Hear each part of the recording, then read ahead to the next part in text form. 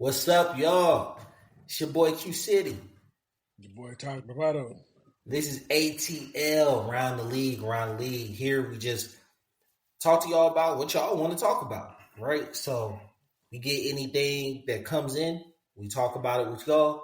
And if not, we'll just talk ball on what we want to talk on, right? So the first thing that came to mind was like, bro, the injuries in the league this year. It's getting to the point to where, man, like it's almost nobody on the field, man. Now, of course, football is a dangerous sport. If you play it long enough, you're going to get injured. Me and you, we both been injured playing football, right? You love it, and sometimes you want to rehab and come back. Other times you just be like, bro, it's over. Call it quits, right? But man, the last thing I seen before I came on here was like Stephon Diggs out for the season, and it's just like, bro, he is just a short person in the long list of injuries that have happened this year. And like, man, it's really going to affect the outcome of the season. But in the grand scheme, that's the case every season, right? Yeah. That's what the name of the game is, depth.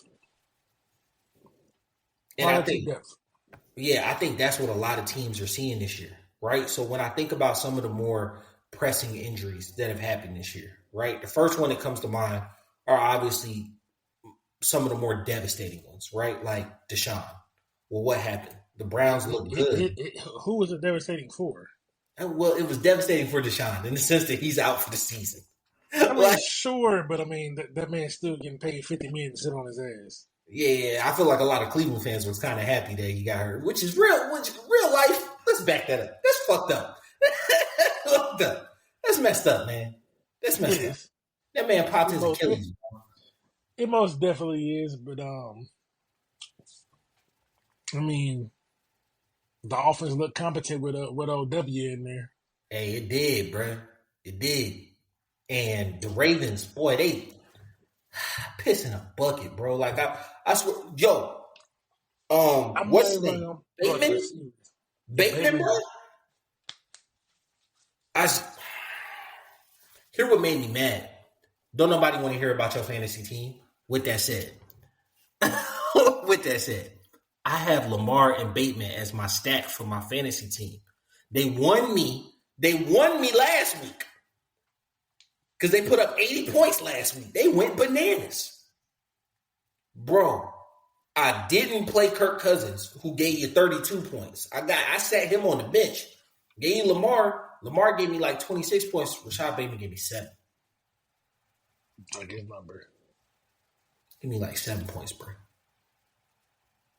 Go and find your way to the bench, big dog. Go and find your way to the bench. Done with this shit. I feel like that target shit about to get lower with that Deontay trade. Yeah, that's another one, man. I was wondering on that one, like, I feel like you just got the same type of receiver as Zay Flowers again. No, they different. In what sense? Zay's much better after the catch. Deontay's just a route runner. Well, that's what I was gonna say. A technically sound route runner. That's how I look at Zay. Zay, you could do more with Zay because Zay is the more exposed of the two. And then after the catch, he could take that slant and take it to the crib. Deontay just gonna give you good separation. But I mean, you can never have too many good route runners. It was looking like Bateman was turning into the deep threat of that offense. And then you just forgot how to catch. Like, and I'll try not to be mean because, like, 2 weeks ago, you did just have a huge game. 2 touchdowns, over 100 yards. And he has what's going on this season. I can't take that away from him. And look, I'm going to say this. Bullying works. You know this from Kyle Pitts? Yes, bullying works. Like, I got on Kyle Pitts' ass, and he been on fire ever since. Like, yeah. Hey, look. Sometimes you just. And look, I'm not. Hey, if any kids are watching, don't bully nobody. That is not what I mean. I don't Do not go bully no one at your school. Hey, look, kids get their hands on stuff they ain't got no business all the time. This is true. I had to take my son's whole iPad away, bro, because I was like, "What are you watching, bro?" Search history be crazy. Hey, man. And then they put it under kid names. I'm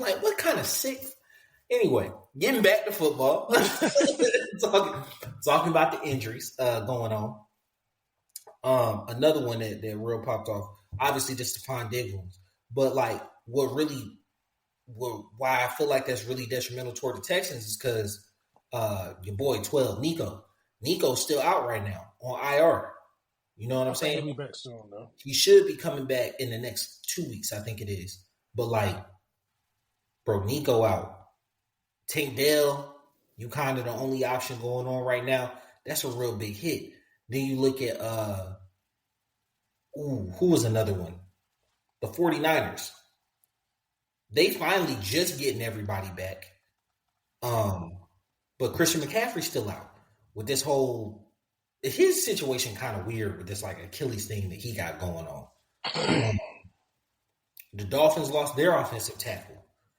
Didn't the Falcons? Bergeron went out, didn't he? He came back. He had a stinger. He's back. Came back. All right, cool. So it's just like, man, bro, I hate it. That was the week before. Like he ain't going this game.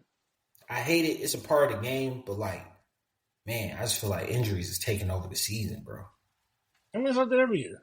Rico Downs, he wasn't playing, so we got to see two dinosaurs in the Dallas backfield. It's every year. It's whether the position may change, but it's the same thing every year. So I'm not really all big concerned with it. It's just part of the game. Football has 100% injury rate. Facts. Like you're gonna get injured at some point, or hurt at least. And then you just got to play through that. Like you got to play through hurt. You can't play through being injured. But speaking of injured, there was some pride that was injured. Call that quick audible, but there was some pride that was injured. Did you see that Jets Patriots game? Bruh. They messed up my my parlay, but yeah. The Jets are a bad team. And we can call it how you see it with your glasses on. But most of y'all don't get the picture like the flashes on. The Jets is a bad team, bro. Yeah. Aaron Rodgers is over the hill. He need to go on a darkness retreat from football for good. Yeah, you know who else I'm getting ready to call a bad team. It sounds crazy. I think I'm getting ready to call the Bengals a bad team, bro. It don't sound crazy. You are what your record says you are. I mean, at some point, I can't keep giving you grace. You know what I'm saying? Or thinking that you're going to turn it on. Like, bro, y'all got beat down by the Eagles. You know what I'm saying? And granted, I think it was either one or two of those scores was kind of late. So, like, there was a point in the game where it was 30-17. And it's like, it's still kind of close or whatever. Then they score again late. It's a 20-point game. It looks worse than it is. You know what I'm saying? But like even when it was 13 points, it didn't look like the Bengals was in that game, bro. It didn't look like it was close for a good bit of the game, right? Back to the Jets. I have been pushing this agenda since the offseason. I don't think Jets have a good defense. Belied by the fact that anytime they have gotten into a situation where they need to get stops, they don't get stops. And I was thinking about this earlier because me and you had this conversation, right? Statistically, you hear me say, oh, the Jets are a bad defense and, oh, they're second ranked and they got numbers and this and that. I want to take you back in time for a little bit. Don't get off camera. Goddamn, nigga. I said one thing you don't like, you just leave. Like, I'm playing. No, I'm going to take you back in time. And I feel like you'll be able to kind of follow me a little better in my thinking of them being a good defense because I think I'm about to change my phrasing. Okay? Mm-hmm. Obviously, they're not like the Ravens defense or the Steelers defense of old. So I don't even pretend to put them in that category. So that, in my mind, you're not a good defense or you're not a great defense. When I say they're not a good defense, the defenses that I believe are capable of winning a Super Bowl are either a great defense or a complementary defense for the style of football that they want to play. one of my biggest things when I was watching the Jets last season, when they picked up Aaron, is that the style of defense that they want to play does not complement the style of offense that they want to play. Because the style of offense that they want to play reminds me of like the old Packers teams, right? And that style of defense does not complement that. It brought me back to Peyton Manning's teams, right? Peyton Manning statistically used to have like middle of the road defenses that had really, really high sack and turnover numbers, right? Right. And the reason why, and like you're a football fan, tell me why they were middle of the pack, but they had really high sack and interception numbers. Because you had to pass on them. You got to pass. You got to pass the ball, right? But like, what was their Achilles heel anytime they ran up against the Patriots, the Steelers, that 1 year versus the Chargers? What was their Achilles heel every time? If Peyton couldn't get up a score on you, right? If your defense was able to stop him at least one possession and then score, they could not stop the run. Yeah, sure. Right? Like they couldn't stop the run. For the Jets, right? When I look at them, it looks like on paper, like you look at the stats, it looks like they can stop the run. When they need stops, they can't stop the run.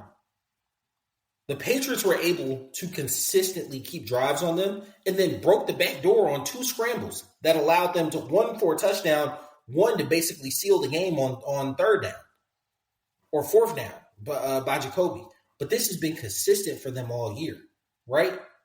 So on offense, you want to be this high-flying offense that throws the ball all over the yard, scores 40 points a game, and you call plays like that. The thing about those high-risk reward offenses, and we'll get to the Chargers Saints game because I feel like they are polar opposites. The thing about those high-risk reward offenses are that you put your defense in really risky situations because you put them on the field consistently, right? And what's the first thing to go? The run. When you're consistently on the field like that, your first thing to go is the run because it takes your will away. You're consistently getting pounded. No diddy, right? So, like, you're not outputting a lot on offense, and you're consistently putting your defense in risky situations. Yes, you're not turning the ball over, but you're damn near putting your defense in short change situations again and again and again. And that defense is not good enough to consistently hold other teams to no points, like one of those great Ravens defenses or whatever. When they play a mediocre quarterback, they're able to hold them to almost to low points. But that's what I was saying at the beginning of the year, where it's like, if that offense doesn't have to do much, if I know as an offense I can score 12 points, I can kick 4 field goals and win this game because your offense is inept, yeah, your defensive numbers are going to look good. Because we're just going to play a punt game all day. I'm going to run the ball 3 times and then kick it back to you. Your offense can't do anything. Well, now I feel like they're in a situation where their offense calls plays like they can do stuff, is not doing things, and now their defense is super tired by being on the field a lot. Yeah. And so I don't feel like they're a good defense. That's just me. You kind of proved my point by saying they're on the field a lot, so their numbers take a hit. But yeah. Hey, look, they can't get stops when they need to get stops. Now, because they on the field all the time. Like the offense ain't doing nothing when they get the stops. Now, on the opposite end of that, I feel like it's the Chargers offense. The Chargers offense is some of the most, with a talented quarterback, is one of the most boring offenses that I've seen with a talented quarterback. Well, I mean, look at who the coach is. But that's making that defense that has all of those super highly paid players that everybody was like, oh, they're underachieving, look phenomenal, right? Because they're really leaning into the complementary football. they're calling plays like Justin Herbert can only complete 5-yard slants. But every now and then, he gives you a 30-yard dig. And you'd be like, damn, he threw that 30-yard in on a rope. How did he do that?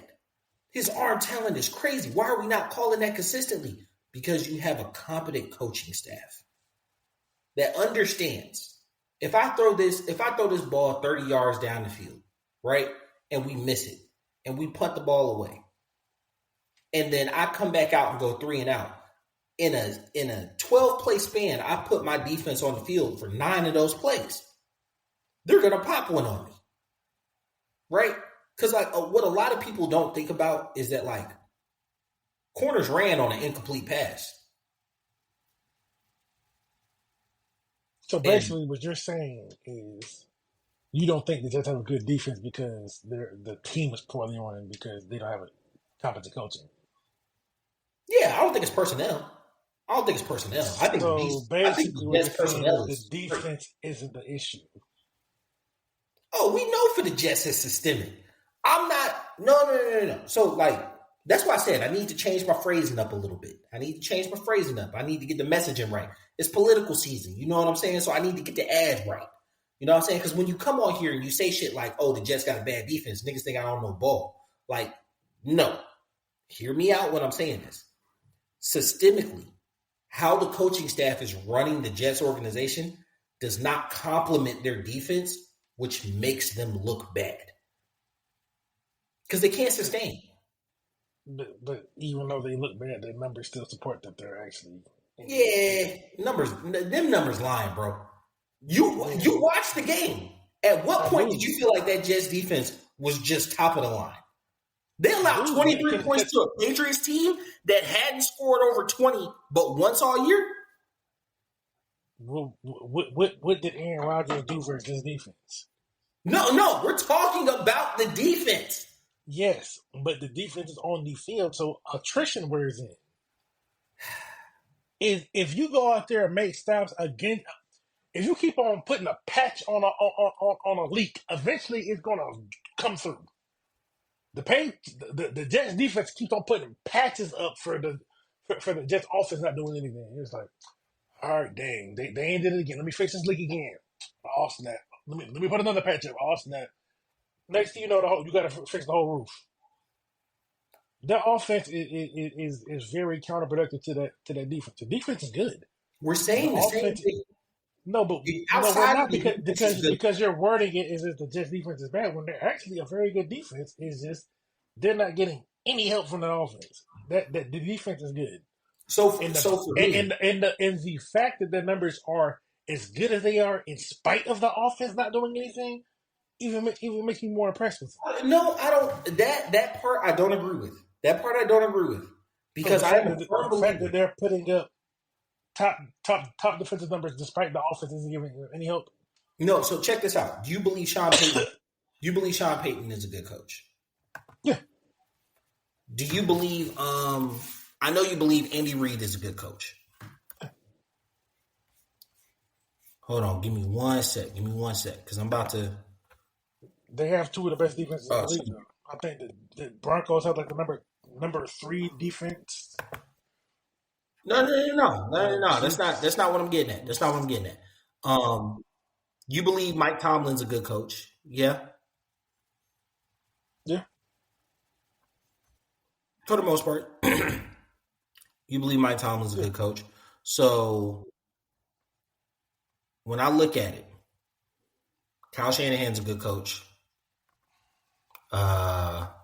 Sean Payton's a good coach. At this point in time, we gotta give Kevin O'Connell his flowers, right? He's a good coach. Sean McDermott, I have my reservations about him. He is an effective coach. He's an okay coach. Yeah, Tomlin's a good coach. Yeah, Tomlin's a good coach, right?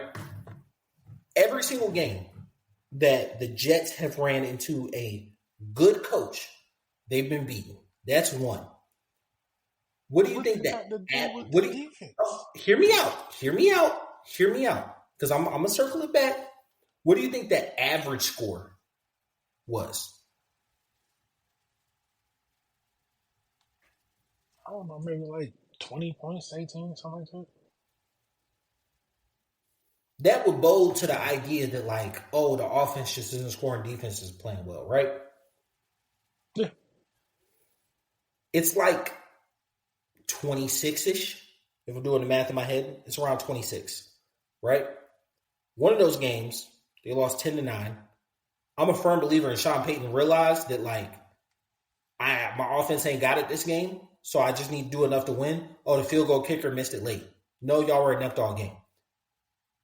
Against the two coaches that I feel against the three coaches that I feel are the most competent, they gave up 32, 37, and 24. Season highs. So are you going to factor in the pick six or no? Are you going to factor in the points that the other team's defense scored or no? What game had the pick six? The Steelers game? No, I believe the Niners game. Okay, take that off. You had 26. And if you take it off the Steelers game, you had 31. So how many of those were short field? See, so now you're getting it. Now you're getting into, oh, we got to make excuses for the fact that, like, it's not excuses. It's just if you get the ball, if your offense is giving you poor position on defense, and instead of having to defend 80 yards with the field, you got to defend maybe like 40 or like 50. All it takes is one good play to get you a scoring range. Once again, I understand that. What I'm saying is why everybody was coming into the season hyping up the fact that this Jets defense was so good, right? It is. For me, look at obviously it's not. Obviously they're 2-6 right now. No part of that team is good. No part of the 2-6 team is good. Yes, it is. Because the thing is, this team they don't play to their strengths at all. The defense is good. That's what I'm saying. If you want to be ignorant about it, that's on you. But the defense is good. The offense is vastly underperforming. The offense has scored offense with Aaron Rodgers, the former Rookie of the Year, and Garrett Wilson. You got Brees Hall. They talked about all of these weapons the offense has. All the money spent on the O-line. Mike Williams. This offense has vastly underperformed. But much so that they got the head coach fired, and the defense is still playing fine. The defense isn't why he got fired. Looked really bad since he got fired. No, but it hasn't. Maybe since he got fired, sure. And then 25. The Patriots hadn't scored above 20. They scored their season high. Well, maybe since he got fired, but the defense wasn't the issue. The defense is not why he got fired. Team construction was the issue. Sure, but the defense wasn't why he got fired. That to me. So if you put a defense on the field that does not match your offense, that to me becomes a bad defense. No, if you put an offense that doesn't match the defense is already up to par. The offense isn't. That's why he went out. That's why you went. That's why the fuck you went and got Aaron Rodgers.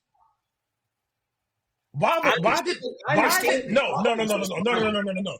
Why the fuck did they perform better with Zach Wilson and Aaron Rodgers? Explain that to me. Why did this team same offensive coordinator? You don't want me to answer?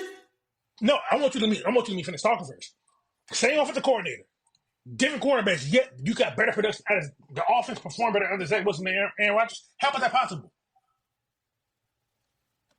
Nothing changed except Aaron Rodgers is in the game. You theoretically put more bids on paper in the offense for Aaron Rodgers, who got people that he wanted. It's not the defense. The defense is fine. This is not a bad defense. I don't care how you want. You're not about to dilute me into none of this. No, the defense it's a good defense. This offense has been piss fucking poor. You're not about to sit here and just sweep that under the rug because you can't talk complimentary football and then reverse it. No, that's not how it works. Because you're trying to use the offense to bring the defense down. It's the other way around. So, do you want me to explain to you why? Go ahead, because you've been talking gibberish. Go ahead. All right. So, if you look at the plays that you're going to call under who you believe is an inept quarterback, you're going to focus very heavily on runs, short passes, screens. Give you a high chance of success, right? You're going to play the field position game. You're going to kick very long field goals, and you're going to be in a position where the game is close. And then you just rely on your best players to make a play, right? That's why guys look like superstars. Garrett Wilson makes a timely third down catch. Sauce Gardner has a crucial bat away or a pick in a certain situation, makes him look great. You have a very timely sack. These all feel like really big moments because the games are close, but it's because you're coaching them to keep them close because you feel like you have an inept quarterback. Inevitably, that makes your offense look better because you're calling conservative. I'll take it back to the Falcons, a team you know very well. We sat on this podcast for months on end talking about, oh man, I think Ritter had a good game. I think Ritter had a bad game. When in all truth and honesty, the calling and play calling was putting him in a box. And when Arthur Smith did open the box and let him go, boy crashed the car, right? That's not your game. So then he reined it back in. He called the game in a way to keep it close, which made our offense look really efficient at times. That is what happened under Zach Wilson. You're calling the game because you believe he's inept. You don't call that type of game with Aaron Rodgers. You call a game with a fully open and functional offense. He is not producing in that. I'm not taking that away. That is a separate box. He is not producing in that offense, right? He should be, but he's not. Cool, right? Last year, because your offense played in that way, I think it's the reason the Falcons are struggling a bit this year because we have a very capable offense and not too many personnel changes. Our defense kind of looks bad. It's a totally different defense. Let me finish. It's an overall concept. Let me land. Is the fact that we have a very competent offense. For our defense, we're no longer calling to play games close. We're not. We're not calling offenses to play the games close. You're comparing different coaching staff to the same coaching staff. We're not calling offenses to play the game close. For the Jets, they're not calling games to play the games close. They're calling games like they have a high-flying offense, right? So for me, which, like I said at the beginning of this, maybe the messaging needs to change. Their defense does not work with the offense that they want to call. So to me, when I look at it and I think about it in a football terms, I'm thinking that's a bad defense for the offense that you want to run. For the plays that you want to run. That's a bad offense for the defense that you're running. The defense is fine. There's no way that you could word this. I see where we're missing each other. No, because you keep on saying it's a bad defense. I see where we're missing each other.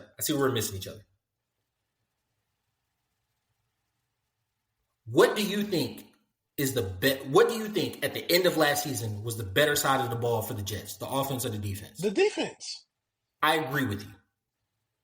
Coming into the season, what do you think was the better side of the ball, the offense or the defense? The defense. I agree with you. What do you think the Jets thought was the best part of that team, the offense or the defense? Well, since it's a defensive coach, I would assume the defense, but... No, I disagree with you. I think the Jets thought the offense was the best part of their team, which is why. When you say things like it's a bad defense, it is very misplaced then. You need to work on your messaging because you're not talking about the defense. I said that at the beginning of the shit. But then you keep on doubling down saying it's a bad defense. It's a bad defense. It's a bad defense. When people hear you talk, all they hear, why the fuck is this dude saying it's a bad defense? Yeah. Why does he keep saying that? So the defense does not match the offense that you're trying to run. In your mind, you're saying this offense doesn't match the defense that you already have. That's not how they're thinking. That's what I'm saying. It's an organizational failure. That defense. Yeah, I agree with that. But that's also what I said. Because when you brought up when we were texting, you brought up the whole thing about the Patriots. And I said, well, the Patriots also were a better running organization. The Jets are a dysfunctional organization. Yeah, no. So that's what I mean by like bad defense. That defense is Well, not don't say in, bad defense, then. Just right, say bad whatever, organization. incompatible defense. If that's what you need to hear to make That, your no, your that's feel not good. even that. That's purely on the organization. The defense has done their job. The organization has failed them I mean, I feel like the defense, yeah, they've done the best they can with what they got. Like because you got this quote unquote high fly offense it's that's not high very flying.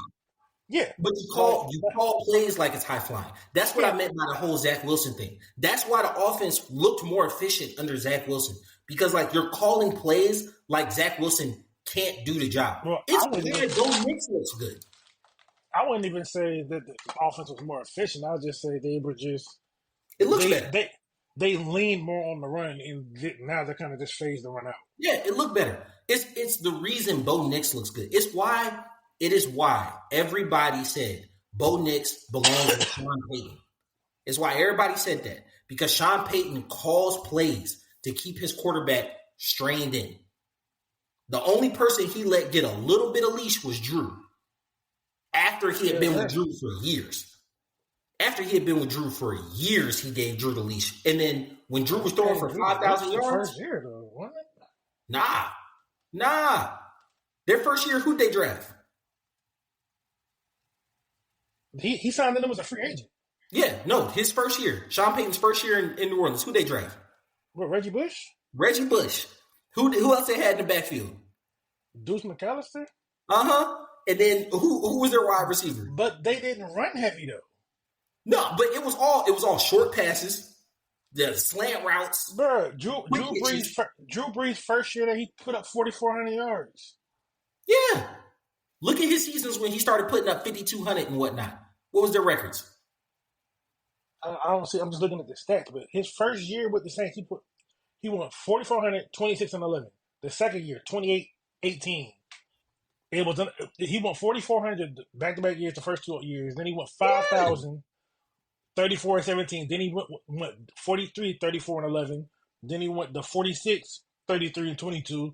Then in what 2011 he went 54 through 46 and 14. What was their record that year?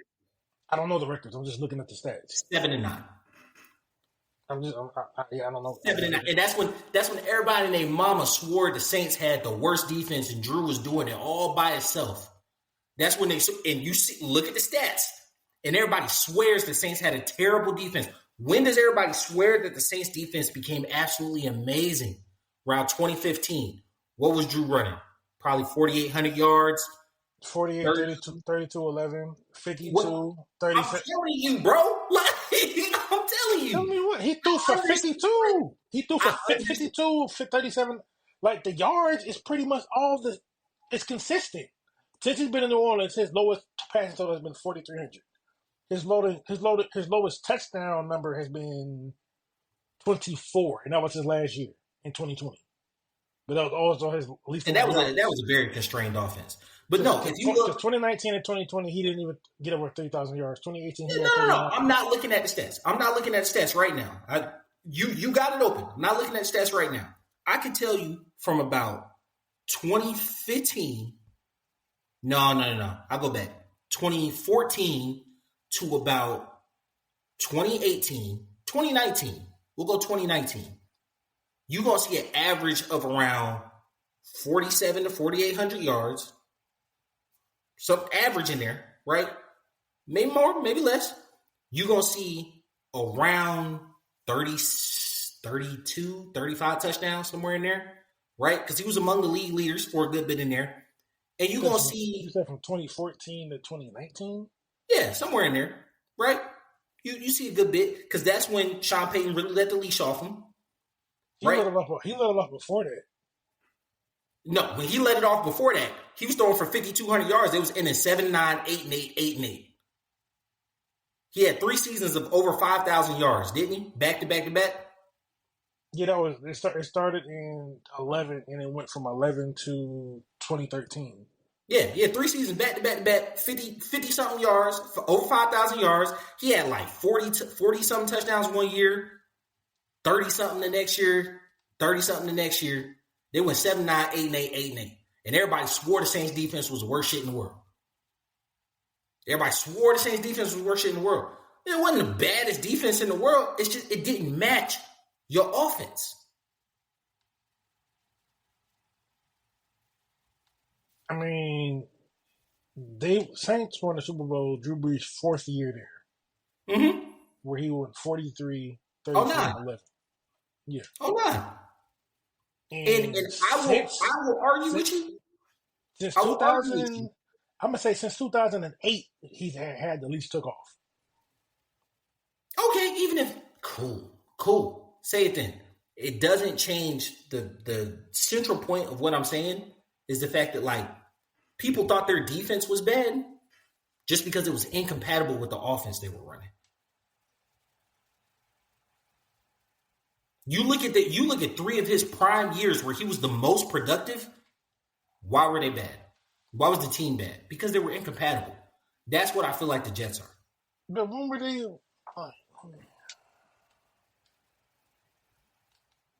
Look up those 3 years. We've gone completely off the rail. We're not even going to get to the first round QBs conversation.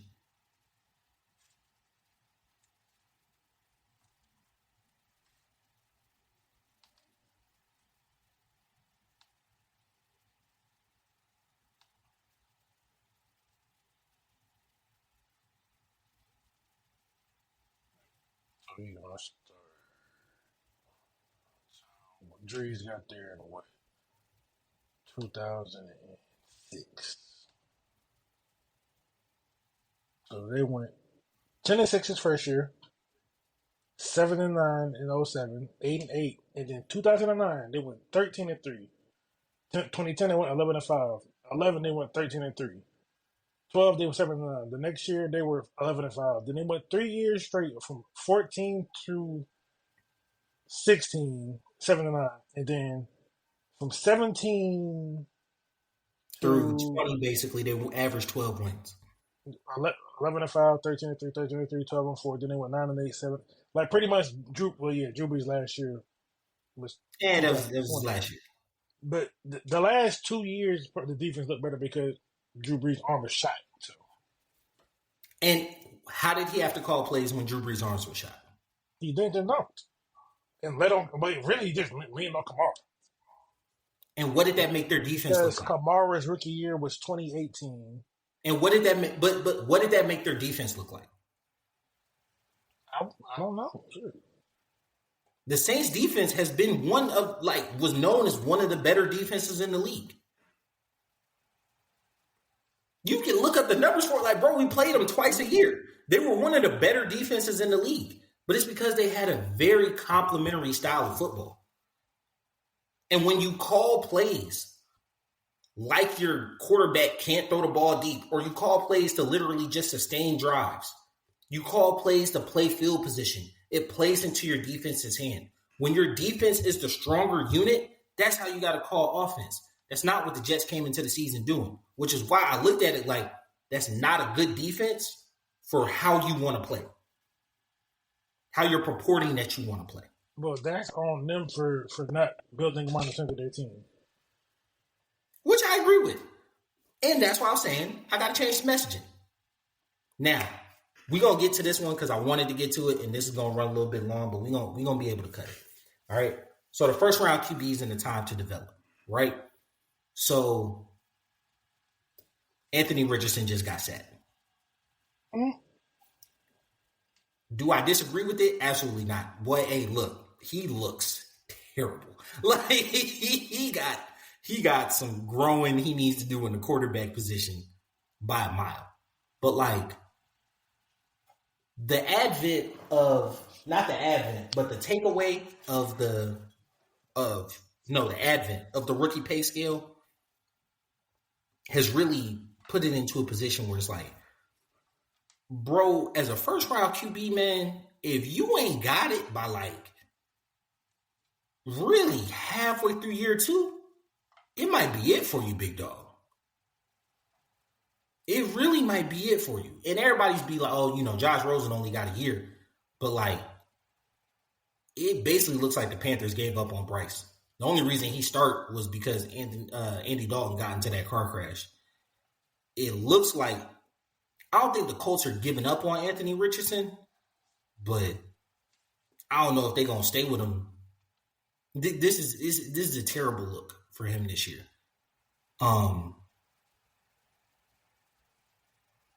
It just really strikes me as like, granted, not every guy is gonna be the guy, right? And some guys just ain't good. I was on the Kenny Pickett ain't good train, and the Steelers let him go. All right, cool. But in the grand scheme, I think he only got like 27, 28 starts. Yeah. So, like, I'm really interested to see how this progresses long term and, like, what that looks like for first round QBs coming in. So, this, like, speaking specifically to Anthony Richardson, I think the coach kind of mismanaged him. But I don't blame them. Given the biggest knock on Anthony Richardson, I mean, accuracy issues, but other than that, is he hasn't played. Like, the man had like 10 games college. Like, between college and NFL, this man has probably less than 20 games of football. That's not really an ideal recipe for success because he ain't played it. He don't have no experience. It reminds me a lot of Trey Lance, honestly. Yeah, the situation is very similar to Trey Lance. Given Trey Lance got caught up in the COVID year, that's why he's set. But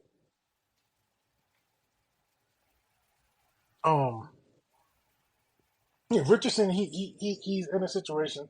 So he's 22 years old. He hasn't played a lot of football, and then like coming into his first year as the unquestioned starter, he didn't really have an off season. He wasn't healthy. He wasn't able to really throw until training camp started. So that's not really an ideal recipe for success. Like I do think that from here on out, the best possible thing for him to do is to sit behind Joe Flacco and watch what it looks like while getting reps in on scout team versus the first team defense to just get those reps because he needs reps more than anything. Last year he couldn't get reps because he was injured. One of the things that like I believe, and even you said you kind of believe, is that like when you have a young quarterback, two things you don't do: you don't bring in competition, right? If you truly believe him, you want him to be your day one starter. You don't bring in competition. The second piece, you get a backup that plays like him. So, like, do you want him to play like Flacco? That doesn't make sense to me.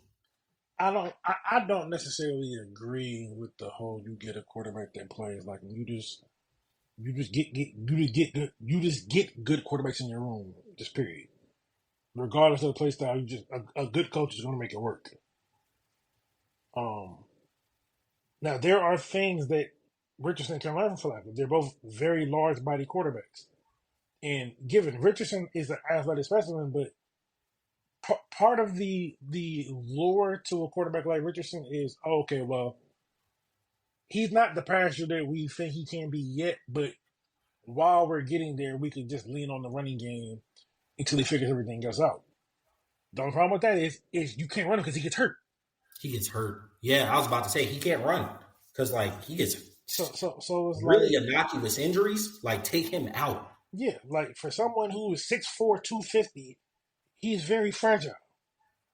And then I think probably what I think was the final straw for them making the switch was him saying he was tired. Yeah, you gotta lie, bro. In all of my years of watching football from Little League, I am 33 years old. I've been playing football since I was 10. In all of my years of being around this game, I have never seen a quarterback. I'm tired, coach. Never. Yeah. Because I remember in practice, if you told the coach you were tired, guess what that meant? We running some more. Yeah, bro. Hey, guys, Tyrone tired. We're gonna run some more. Or you tired? That's fine. Come sit next to me. You ain't never seeing that field again, big dog. It's over for you. It's over for you. You gotta have them drag you off the field. Yeah, so it's very peculiar to see a quarterback take himself out the game because he needed a breather. I think that really kind of sent.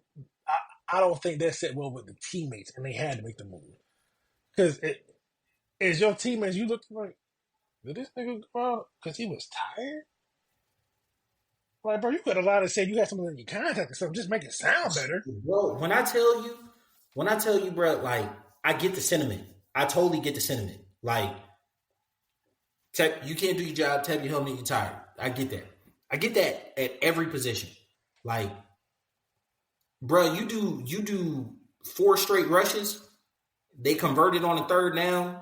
It's 2nd down on the fresh down. It's 2nd down, and you get swept up, and you gotta pick yourself. You gotta do a push up to get up, and you look, and it's 3rd and 6, and you like, boy, I'm gonna be a liability out here. You know what I'm saying? Let me go ahead. Go to the sideline. Let's get some fresh legs in here. You know what I'm saying? For this crucial situation. Linebacker, I get it. D-line, I get it. You rushing every play. People don't understand. Take a lot out of you to rush. You rush every play. Corners are usually in like really, really good physical condition. But you run 6 go routes in a row, hey, goddamn, boy, take me out. Same thing for a wide receiver.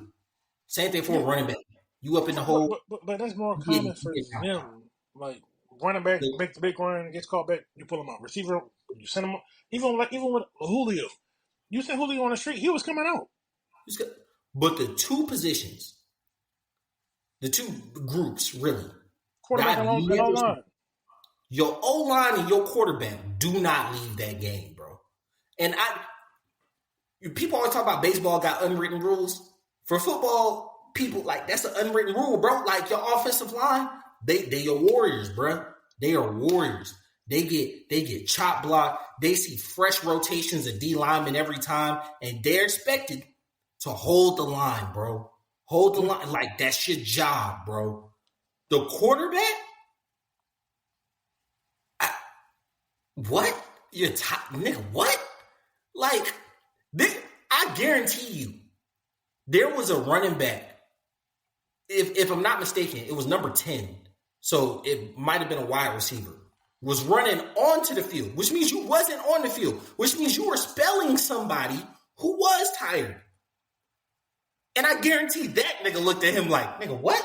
Like, because that shit don't make no sense. You don't leave the field. You don't leave the field. And so, like, I can get what you're saying about, like, it might rub your teammates the wrong way because it's like, it's the quarterback. Because, like, niggas probably thinking, like, bro, have I ever seen a quarterback do that? Like, I can understand if you, like, receive, like, I ain't never seen no quarterback, like, so what? You had to run out of a scramble. I done seen Mahomes do all it on a bad ankle and still not come out the game. Yeah, here's the crazy part to me, bro. How much energy do you need to hand the ball off? It was 2nd and goal when he made that run and got tackled. The next play was 3rd and goal, and y'all had already had a personal foul, so y'all are back at like the 20. This was going to be a field goal drive anyway. Yeah. They were not putting the ball into the air on 3rd and goal from the 20-yard line. That's just common fucking sense. Yeah. How much energy did you need to hand the ball off? Because that's all that was going to happen. Yeah. He like, yeah. So I think the move happened. I think it happened just because, like, one, I think the players feel the receivers are happier with Flacco for sure. I believe they love Richardson, but I do think they also love a bit of respect for him. Given he's only 22, so he still needs to mature. Still very young. And given he hasn't played a lot of football, so he probably don't have these nuances of the quarterback position. I don't know if that's a nuance thing though, bro. Like, it may not be a nuance, but it ain't. I ain't never seen a quarterback actually get taken out of the game. I've never seen it in my life. And so I don't know. I can't think that he's ever seen it in his life, to be honest with you. But I don't know. He probably think, well, hey, the receiver just tapped, the running back just tapped. Shoot, I mean, yeah. Not different rules, bro. Different rules. Nah, different rules. Homie, that ain't it. But so, hey, look, just wrapping up here these last couple minutes, bro. What do you think about the other first round ones? I think Bryce, he's got to go somewhere else. He's got to go somewhere else. I don't think Carolina. I feel like the well has been poisoned. I don't think they're ever going to look at him as the quote unquote savior that they did before, and that's a mix of C.J. Stroud and Caleb Williams. I think it's bad there. I think if he wants to have a salvageable NFL career, he needs to go elsewhere. I don't even think it's. The thing is, you can the Panthers can look at the situations, but they also got to look at they got to also look in the mirror and understand even if they took CJ, it still wouldn't look like that. Yeah, but you point the finger before you look at yourself. Yeah, I'm saying Yeah, I'm saying in service of the player. I feel like he has to go somewhere. The Carolina Panthers organization, like you were saying, Deion ain't gonna let Shedeur go there because any quarterback that's gonna play for the Panthers under this current ownership regime and whatnot, the Panthers are about to become the new. And I'm not using this as a slur. I'm literally using it as this was the team was under Dan Snyder. The Panthers are about to become the new Redskins. For like that period of time where it didn't matter what talent or quarterback or team that you had there, it just wasn't going to work because ownership was bad. Yeah. Let's go with the Panthers. The other first round guy that really came to mind, Trey Lance. He's still with Dallas. I think he got demoted to practice squad. If not, he's the emergency backup guy. But I know you saw that video of Ritter going around, right? Yeah. And he wasn't a first round guy, but he was a guy that was mediocre. He was a very average quarterback, so I'm not going to say anything about his play. But it is good to see him get another shot, and I think it's refreshing to know that, like, the league doesn't just give up on talent, right? Yeah, they factor in what you put on film, but, like, if you're somewhat talented, they're going to let you get a couple more bites at the apple, right? So it was really good to see Ritter end up in Vegas. Yeah, because like it ain't like all his shit was bad. He put some good film out there. Who was the last guy I was thinking of? Fields. Russell looks better than him. The offense looks better than him. The wide receivers are happier with Russell. It just facts. It is what it is. Justin said it himself. He didn't do enough to keep the starting job. The offense does not look the same as it looks with Russell Wilson. Yeah, definitely. With that being said, I think the best place for Justin is to back up Russell Wilson for the next 2 years. I don't feel like Russ is going to play. I don't feel like Russ is going to play for another 5 years. Right? And I feel like if Justin's already there, immersed in the system, he is still incredibly young. I think he's only 25 years old. 25. He's 25. You can be starting by the time you're 27, 28. And you can. They look at him as that guy. Yeah, assuming they do. You stick around, bro. You can have a Geno Smith type of trajectory where you're starting from 28 to about 33, 34. You still get a chance to hit the bag most likely twice. You were a first-round pick. I feel like a lot of these first-round picks have very different situations, but Justin's trajectory might be where a lot of those guys who fail at the first spot may end up kind of falling into. And Pittsburgh's been known to do that. If you remember Tommy Maddox, right? So, like, Cordell Stewart wasn't a first-round pick, but, like, sat there, played different positions for a while before he ever got his shot at quarterback. So, like, I'm interested to see how these guys develop and where they're going to develop. Because I think we're getting into the point to where not completely the NFL is like the NBA, where your first spot may not be your pop stop, but I think we're going to see it a bit more with those first round quarterbacks. Way more than we saw in the past.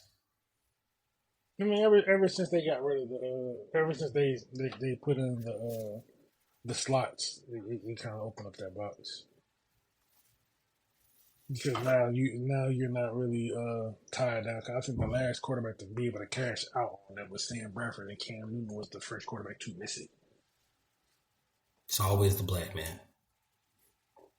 All right, y'all. Appreciate y'all for hanging out. Follow us on Birds of a Feather Media, on BOAF Media, on X, Twitter, Facebook, MySpace, Bob.com, XX Hamster. Anywhere you want to look for. Anywhere you want to look for us. Anywhere you want to look for us. Check us out, BOAF Media. Follow in. ATL is completely driven by the fans, right? So we hear y'all topics, and then we just talk about it. We love hearing us talk. Send in the topics, right? Follow us on YouTube, right? Subscribe, like that thing, subscribe so we can go live there. It's helpful. Gives us money. Want that. Appreciate you guys. It's been your boy Q City. Your boy Todd Bravado. We out. Peace.